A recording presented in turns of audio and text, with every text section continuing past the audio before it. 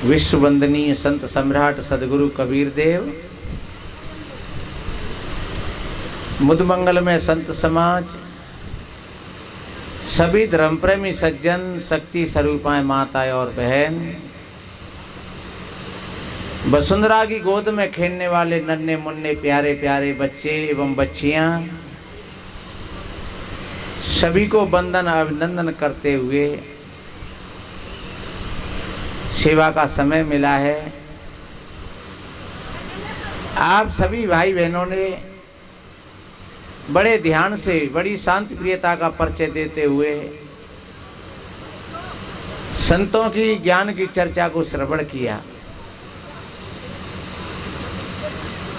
सज्जनों,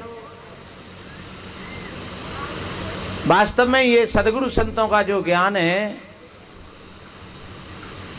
बहुत बढ़िया, अच्छा। संत जगाते हैं कि जागो भैया, जागृत होकर के जो भाई बहन अपना जीवन जीते हैं उनके लिए माया नाम की कोई चीज नहीं रहती है, और जो बेहोशी के साथ जीवन जीते हैं उनके लिए ये संसार पूरा माया ही स्वरूप है। बड़ी बात है समझने की। भाई लोग कोई कहते हैं कि स्त्री माया है, ये बच्ची बच्चा माया है, ये घर मकान माया है, ये रुपया पैसा सोना चांदी माया है। पर ध्यान रखो, ये कुछ माया नहीं है, ये सब साधन है। कल भी मैंने निवेदन किया था बाबा तुलसीदास जी की एक चौपाई को लेकर के साधन धाम मोक्ष कर द्वारा, पाए न जेहि परलोक समारा। यातन कर फल विषयन भाई, स्वर्ग स्वल्प अंत दुखदाई। कांच किरच बदले तेई लेही, करसों डार पर समड़ देही। कितनी बढ़िया बात कही। ये मानव शरीर साधनों का धाम, कितने बढ़िया साधन है हमारे पास में। आंख कितनी बढ़िया है देखने के लिए, लेकिन इसी आंख से हम गलत भी देख सकते हैं। आप कितने सौभाग्यशाली हैं जो यहाँ इन आंखों से संतों के दर्शन कर रहे हैं। कितने बढ़िया कान हैं, आप इनसे सत्संग सुन रहे हो, और इन्हीं कानों से किसी की निंदा सुनो, किसी की बुराई सुनो। सज्जनों, जब आंखों से हम अच्छा देखते हैं तो साधन बन गया, जब कानों से हम अच्छा सुनते हैं तो कान सार्थक हो गए, जब मुख से हम अच्छा बोलते हैं अच्छा भोजन पाते हैं। कितना बढ़िया साधन है मुख, बोलने के लिए, भोजन पाने के लिए।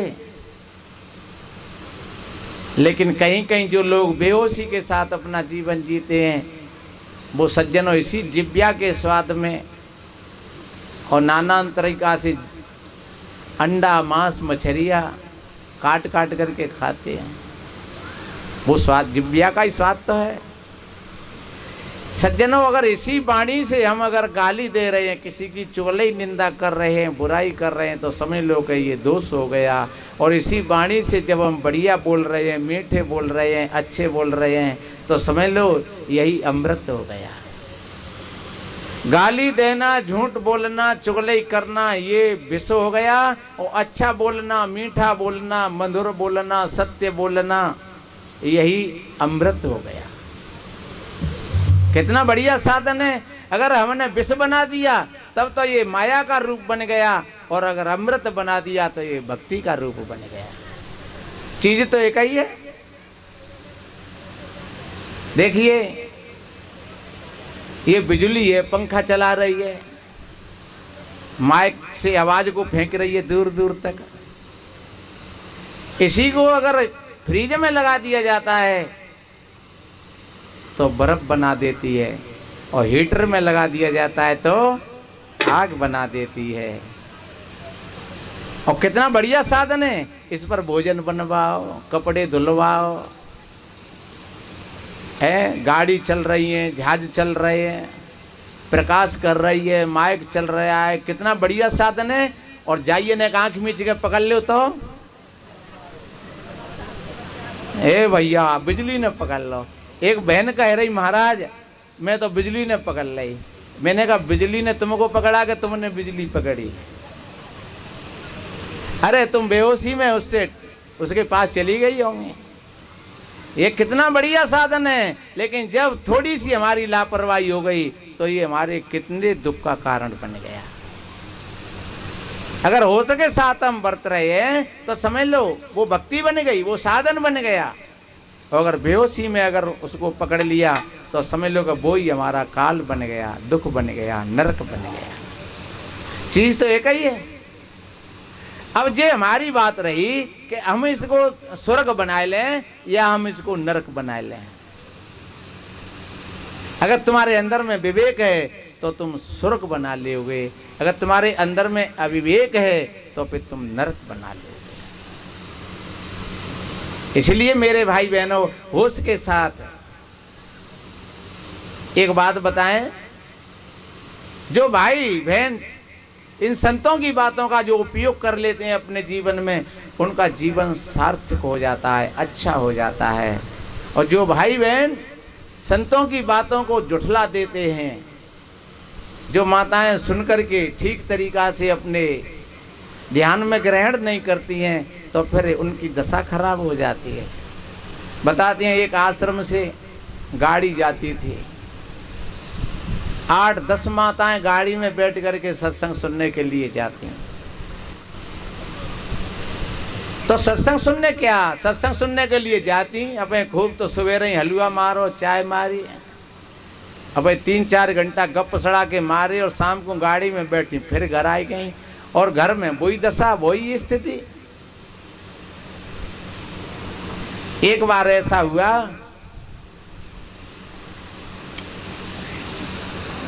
वो गाड़ी में एक माता है, 2 माता नहीं बैठ पाई, 8 बैठ गई।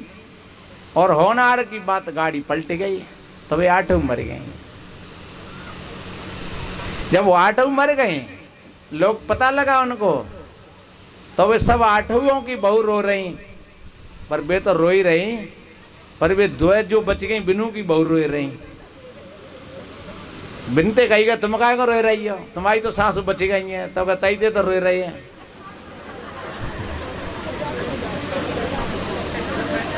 कि जे क्यों नहीं बैठे भाई वहां में, जेऊ बैठ जाती तो कोद कट जाती। तो सज्जनों वास्तव में ही जो संतों की वाणी को ठीक तरीका से सुन करके अपने हृदय में आचरण करती हैं भाई बहन, उनका घर में सम्मान होता है। बहू कहेगी माता जी हम भी चलेंगे आपके साथ सत्संग में, बेटा भी कहेगा, आदमी भी कहेगा। और अगर सुनकर के वैसे ही निकाल दिया। एक बार ऐसा हुआ कि एक कोई ठाकुर साहब हुक्का पी रहे, खाट पर बैठे, देवी जी ने कही सुनो जी हम तो सत्संग सुनने जा रहे हैं, गोवर्धन गार्डन में सत्संग चल रहा है, महेंद्र भाई साहब जी करा रहे हैं। उन्होंने कही तो मैंने एक पानी पिलवाए दो। अच्छा पानी ऐसा है पप्पू के दादा, अब मैं तो मैं कहा तो देर है ये वहाँ सत्संग हो रहा है बहुत देर थे, और अब तू पी ली हो। जब कहे वो सत्संग में आई और सत्संग सुन करके जब लौटी तब उन्होंने पूछा कहो कैसा सत्संग लगा। बोले पप्पू के चाचा कछु मत पूछे, ऐसा सत्संग हुआ, हमारे गुरु महाराज ने ऐसा सत्संग सुनाया, ऐसा सुनाया। अरे तो पनवेश्वरी क्या सुनाया भाग्यमान बताए तो दे, कि ऐसा सुनाया। उन्होंने कहा कि अपने पति की सेवा करना चाहिए। उन्होंने कही तो पानी पिवाए दो, उन्होंने के पप्पू के दादा जब मैं आवत हूँ तभी तो टेंटुआ चटकत है। जब मैं सत्संग में जा रही तब वो प्यासो बैठो, जब आई में सुन गए ओ वो प्यासो बैठो है। अरे तो एक बात बताओ, तुम सत्संग सुन करके आई हो तो फिर भाई सत्संग में तुम्हारे गुरुजी ने उपदेश दिया है तुमको, अरे कि तुम चुप रहो, वहां तो बहुत माताएं आती, कहा मेरे से थोड़े ही गई तू ही पानी जाए पियाई हो। हाँ उन्होंने तो प्रवचन में कहा था अपने में, बोले ठीक है भगवान तेरी मर्जी है। तो मेरे भाई बहनों वास्तव में ऐसा कहा है कि सुन समझई जन मुदित मन, मज्जई अति अनुराग लई चार फल, अछत तन साधु समाज प्रयाग। वास्तव में जो सुन करके और समझ करके वो धारण कर लेते हैं तो उनके जीवन में रूपांतरण हो जाता है। ये संतों का समाज है, ये प्रयागराज है। तो क्यों नहीं हम अपने जीवन को बढ़िया बनाएं, अच्छा बनाएं, सुंदर बनाएं। सज्जनों, जीवन की सुंदरता ही बाहर के आभूषणों से नहीं होती है। नहीं, सोने चांदी के आभूषण हैं तो पहनो, कौन मना करता है, बढ़िया कपड़ा पहनो, बहुत अच्छी बात है। लेकिन मात्र कोई इनसे ही अपने आप को सुंदर बनाना चाहे, अपने आप को इन्हीं से कोई अच्छा बनाना चाहे तो ये बहुत बड़ी भूल की बात है। अरे अच्छाई तो तुम्हारे भीतर में बैठी है, जिसको कहते हैं सत्यम शिवम सुंदरम।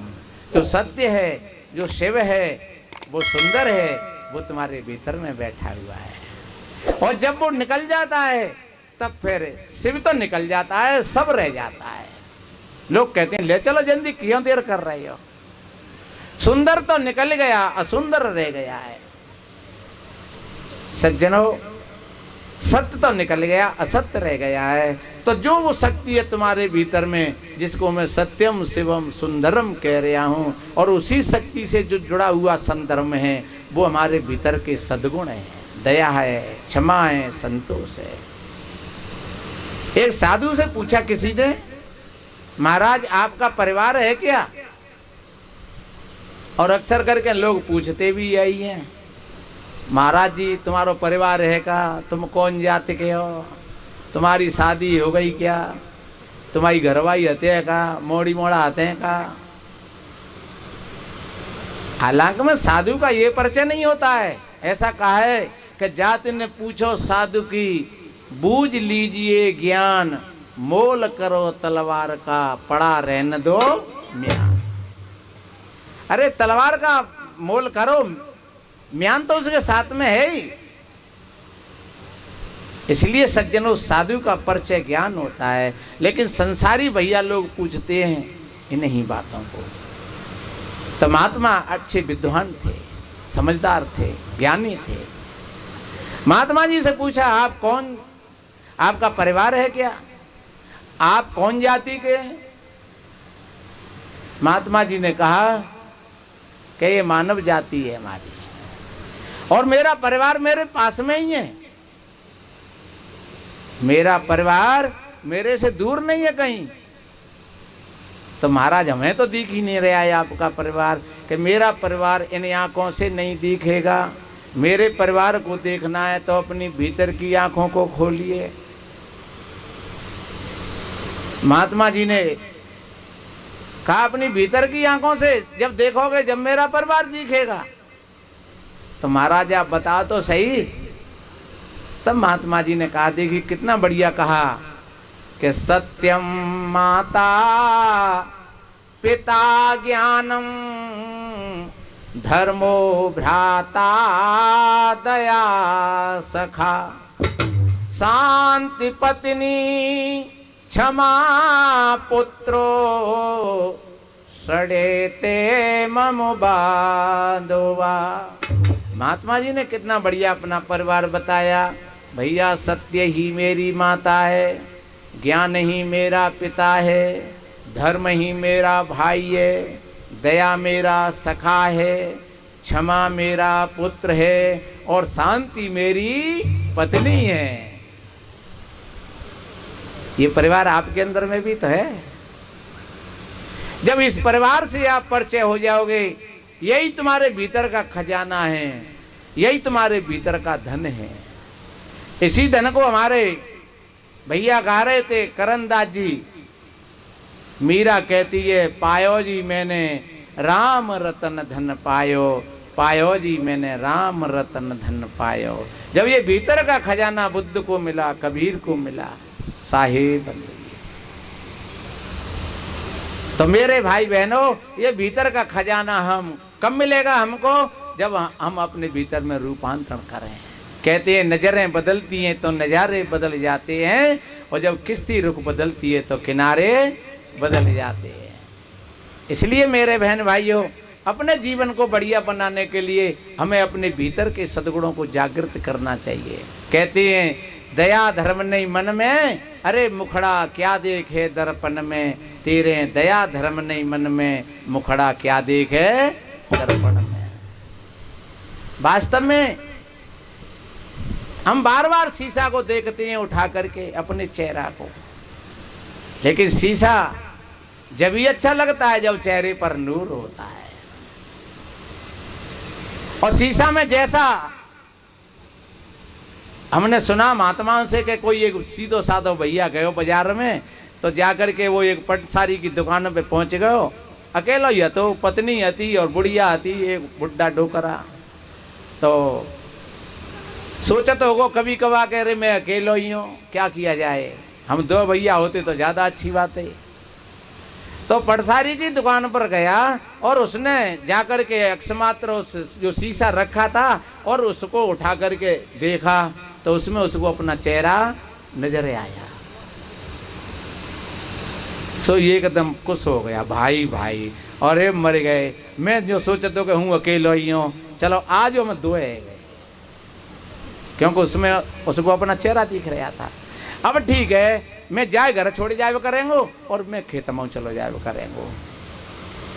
ले आया उसको 1 रुपया का के 2 रुपये का ला करके घर पर। अब तो बार बार उसको देखता है, शायद कभी नहीं देखा होगा पहले, बार बार देखता है, बड़ा खुश होता है। 3 दिन हो गए, उसकी देवी सोच रही कि पता नहीं ये बाजार गए परसों के दिना, तब से इन्होंने मेरा ध्यान तो छोड़ ही दिया है बिल्कुल, और ये बार बार पता नहीं क्या देखते हैं। मौका लग गया, वो तो गया अपने खेत पर, वो झोला को टांग गया, उसमें वो शीशा रखा था।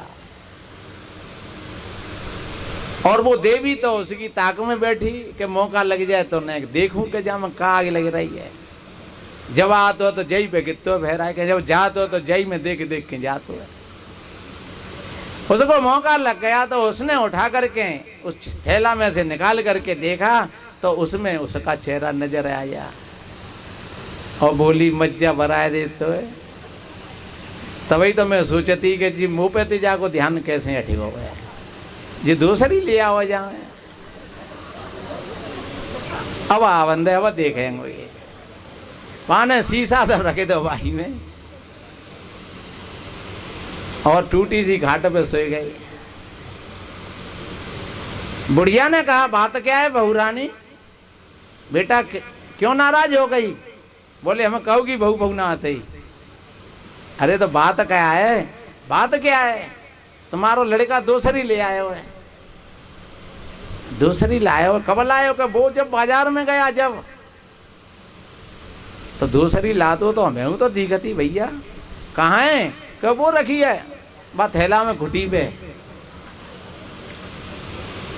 बुढ़िया भी बेचारी सीधी सादी होगी, उसने उस झोला को उतार करके और देखा शीशा को, तो बा में बाई अपनी छवि दिखी। बा ने कही मज्जा पागल कहूंगी, अरे वो अपने लिए नहीं लाया है, वो तो अपने डोकरा को लाया हुआ है।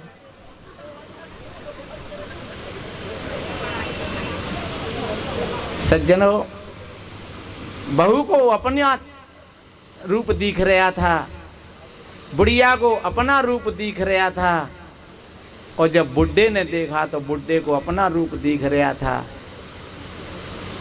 विषाद हो गया घर में। वो तो कहता है कि मैं अपना मित्र लाया हूँ, बहू कहती है कि तू दूसरी करके लाया है। बुढ़िया कहती है कि वो अपने लिए नहीं लाया है, अपने डोकरा के लिए लाया है। और डोकरा कहता है कि नाने वहां में कहू बहु बेटी नाने वहां में तो एक डोकरा बैठा हुआ मुँह संगाती। तब कोई भैया समझदार पड़ोसी होंगे और उन्होंने कहा भैया क्यों झगड़ो है रो, तुम्हें पूरा दिन हो गया। बोले भैया बात ऐसी ऐसी है। कि क्या बात है हमें तो बताओ। तब बताया कि ये देखो ये शीशा है। उस भैया ने समझाया कि पागल हो, इसमें न कोई बुढ़ा है न कोई जवान है, इसमें तो जो देखेगा उसको अपना ही चेहरा नजर आएगा। तो ध्यान रखो, ये तो उदाहरण है, एक दृष्टांत है। आप सभी भाई बहन अपने मनरूपी शीशा में देखोगे तो आपको अपनी छवि नजर आएगी, और भावनाओं के तल पर देखोगे तो फिर मामला और गड़बड़ हो जाएगा। इसलिए सतगुरु कहते हैं मांझ करके देखो तोरा मन दर्पण कहलाए, भले बुरे सारे कर्मों को देखे और दिखाए, तोरा मन दर्पण कहलाए। मन ही देवता मन ही ईश्वर, मन से बड़ा न कोई, जग उजियारा जब जब फैले, जब मन उजियारा हो, इस उजले दर्पण पर प्राणी धूल न जमने पाए, तोरा मन दर्पण कहलाए। शाम को देखो, मांझ करके देखो, पर धूमिल होगा तो नहीं मजा आएगा, आनंद नहीं आएगा। सुख की कलियां दुख के कांटे, मन सबका आधार, और मन से कोई बात छुपे नहीं, मन के नैन हजार। जग से कोई भाग ले चाहे, पर मन से भाग न पाए, तोरा मन दर्पण कहलाए। तन की दौलत ढलती काया, मन का धन अनमोल, इस मन की दौलत को प्राणी मत माटी में रोल। मन की कदर भुलाने वाले हीरा जन्म गमाए, तोरा मन दर्पण कहलाए। ये मन है, कितना बढ़िया साधन है। देखिए कहा है कि कुंभे बांधा जल रहे, पर जल बिन कुंभन हो, ज्ञान ही बांधा मन रहे, पर मन बिनु ज्ञान न होए। एक प्रजापति भैया बढ़िया घड़ा बनाता है, काय के लिए? पानी भरने के लिए। सज्जनों, जब उस घड़ा को पानी भरने के लिए बनाता है, पर वो बिना पानी के घड़ा बनता भी नहीं है। पहले पानी तो चाहिए नहीं मिट्टी को सानने के लिए। जब मिट्टी को बनाएंगे तो बिना पानी के कैसे बनेगी? इसलिए घड़ा बनाते हैं पानी भरने के लिए सज्जनों, पर बिना पानी के घड़ा बनता भी नहीं है। इसी तरीका से, इसी दृष्टांत से समझना चाहिए कि हम अपने ज्ञान से मन को रोक सकते हैं, पर बिना मन के ज्ञान होता भी नहीं है। अभी तुम कहोगे यहाँ से कहे मन, अरे चलो चलो तो चलो, तो मन तुमको ले जाएगा। सज्जनों, मन ही देवता मन ही ईश्वर, मन से बड़ा न को। ये जीवन को बदलने की बात है। जब ये चीज कोई अच्छी बन जाती है। एक प्रजापति भैया बताते हैं, एक चिलम बना रहे थे। क्या बना रहे? चिलम बना रहे थे। कोई एक संत सज्जन आ गए, समझदार। उन्होंने पूछा, भैया क्या बना रहे हो तुम? कि मैं चिलम बना रहा हूं। उस सज्जन ने कहा कि यार चिलम तो ठीक है बना रहे हो तो बढ़िया है, पर फिर बना लियो, तू एक जाम में तो सुराई नहीं बनाए दे। सज्जनों, उस प्रजापति भैया ने बात मान ली, तो वो तैयारी तो कर रहा था चिलम बनाने की, लेकिन उसी मिट्टी में थी और उसने एक सुराई बना करके तैयार कर दी। और जब सुराई बन करके तैयार भई और उसमें पानी भरा एकदम ठंडी, तो वो सुराई धन्यवाद देती है। किन के लिए? जो महात्मा जी ने कहा था, कह रहे चिलम मत बनावे, जाके सुराई बनाए थे। उसने धन्यवाद दिया कि धन्य वो प्रजापति, भैया तो चिलम बना रहा था। और चिलम बन जाती तो क्या होता कि मैं मुंह पे आग धरी रहती, जो खुद बत्ती रहती और दूसरे ने बरावत रहती। लेकिन धन्य मेरे में से सुराई बनवाई दी, तो अब तो मैं स्वयं में शीतल रहूंगी और दूसरों को भी मैं शीतल जल पिलाऊंगी। मिट्टी तो वही थी, चिलम बन जाती तो क्या होता, कितने लोग उससे बिगड़ते, और सुराई बन गई तो कितने लोगों को उसी से आनंद मिला। बस सिर्फ कला फेरने की बात है। चिलम बन जाती उसी मिट्टी में थे तो वो माया का रूप ले लेती, और सुराई बन गई उसी मिट्टी में थे तो वो भक्ति का रूप बन गया। ऐसे ही हमको भी मेरे भाई बहनों अपने जीवन को ठीक तरीका से हम शाम को देखें, सवेरे देखें। अगर हमारा बिगड़ा हुआ मन है तो ये माया का स्वरूप है, और अगर निर्मल मन है तो समझ लो कि ये भक्ति का स्वरूप है। चीज एक ही है, लेकिन हम चाहे उसको अमृत बना दें, चाहे हम उसको जहर बना दें। हो एक कुवस्तु सुवस्थ जो लखे सुलक्षण लोग। अच्छे लोगों के हाथ में अगर गलत चीज भी आ जाती है तो वो उसको अच्छी बना देते हैं, और गलत लोगों के हाथ में अगर अच्छी चीज पहुंच जाए तो वो उसको गलत बनाते हैं। जहर का अमृत बन जाता है और अमृत का जहर बन जाता है। तो संत तो जगाते हैं, आप जागिए, आपका जीवन अच्छा बनेगा, सुंदर बनेगा। मैंने निवेदन किया, चीज एक ही है, शक्ति एक ही है। अब मर्जी आपकी है, चाहे उसको आप विष बना लीजिए, चाहे आप उसको अमृत बना लीजिए। अगर आप जागृत होकर के उसका उपयोग करोगे तो फिर दुनिया में कोई भी चीज ऐसी नहीं है, वो सारी चीजें साधन के रूप में है। फिर पत्नी भी तुम्हारी सहायता करेगी, फिर पैसा भी तुम्हारी सहायता करेगा। ऐसा वेद कहता है, मधुवाता ऋतायन्ते। जो व्यक्ति सत्य के मार्ग पर जागृत होकर के चलता है तो उसके लिए प्रकृति मधु ढूंढो करके लाती है। पर दुनिया में उसके लिए कोई बुरा नहीं रहता है, सारी दुनिया की चीजें अच्छी होती हैं। और यही है धर्म का रास्ता जो महात्मा जी ने बताया था, अपने परिवार का परिचय दिया था। सत्यम माता पिता ज्ञानम धर्मो भ्राता दया सखा शांत पत्नी क्षमा पुत्रो सड़ेते मम बांधवा। सज्जनों, जो भाई बहन जागृत हो जाते हैं वो अपने क्रोध में से करुणा और शील बना लेते हैं। अपने काम में से ही वो ब्रह्मचर्य को साध करके सज्जनों वो ब्रह्मचारी बन जाते हैं। अपने लोभ का त्याग करके वो त्यागी बन जाते हैं, और मोह का त्याग करके वो बैरागी हो जाते हैं, प्रेमी बन जाते हैं। तो सज्जनों, अहंकार का त्याग करके वो विनम्रता को धारण कर लेते हैं।